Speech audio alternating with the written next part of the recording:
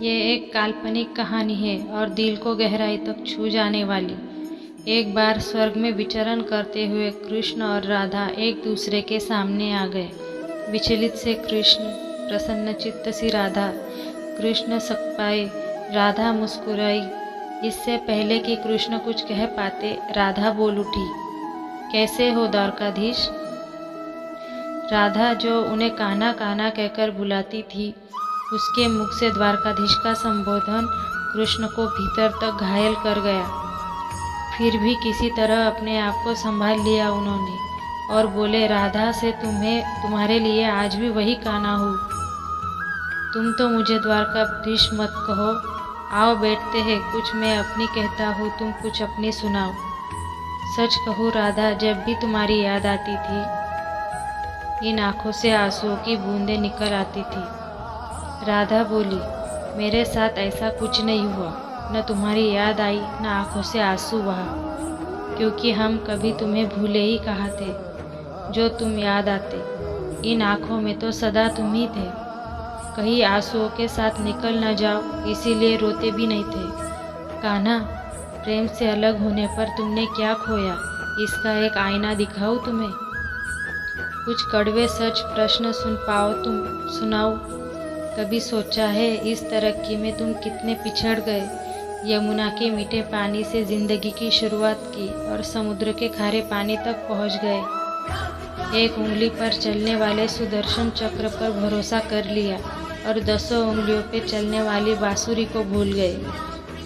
कान्हा, जब तुम प्रेम से जुड़े थे तो जो उंगली गोवर्धन पर्वत उठाकर लोगों का विनाश से बचाती थी, प्रेम से अलग होने पर वही उंगली क्या क्या रंग दिखाने लगी। सुदर्शन चक्र उठाकर विनाश के काम आने लगी। कान्हा और द्वारकाधीश में क्या अंतर होता है बताओ। कान्हा होते तो तुम सुदामा के घर जाते, सुदामा तुम्हारे घर नहीं आता। युद्ध में और प्रेम में यही तो फर्क होता है। युद्ध में आप मिटाकर जीतते हैं और प्रेम में आप मिटकर जीतते हैं। कान्हा, प्रेम में डूबा हुआ इंसान दुखी तो रह सकता है, पर किसी को दुखी नहीं कर सकता।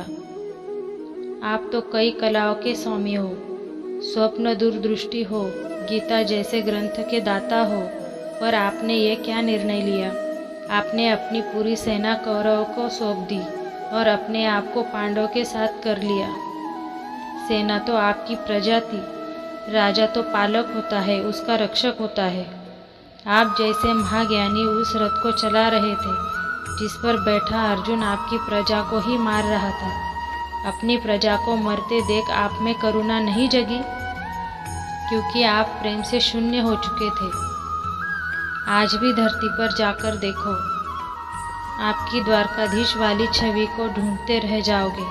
हर जगह, हर मंदिर में मेरे साथ ही खड़े नजर आओगे। मैं जानती हूँ कान्हा, लोग गीता के ज्ञानी की बात करते हैं, उसके महत्व की बात करते हैं, पर धरती के लोग युद्ध वाले द्वारकाधीश पर नहीं, प्रेम वाले कान्हा पर भरोसा करते हैं। गीता में मेरा दूर दूर तक नाम नहीं है, पर आज भी लोग उसके समापन पर राधे राधे कहते हैं। ये कहानी काल्पनिक जरूर है, पर इसके भीतर छिपी सीख बहुत महत्वपूर्ण है। श्री कृष्ण के पास कभी किसी प्रश्न का उत्तर न हो, ऐसा तो हो ही नहीं सकता, परंतु राधा द्वारा लगे गए प्रश्न चिन्ह पर कान्हा मौन रहे। यही तो है प्रेम में समर्पण का भाव। पराक्रम में हमें हर किसी को हराना होता है, तभी हम भी जीत कर भी हार जाते हैं, परंतु प्रेम में एक ही कईयों का दिल जीत लेता है। सही कहा है कि छोटी सी उंगली पर पूरा गोवर्धन पर्वत उठाने वाले भगवान श्री कृष्ण छोटी सी बांसुरी को दोनों हाथों से पकड़ते थे। फिर भी मिलेंगे दोस्तों अगली कहानी में। तब तक के लिए अपना ख्याल रखना और हमेशा मुस्कुराते रहना। राधे कृष्ण।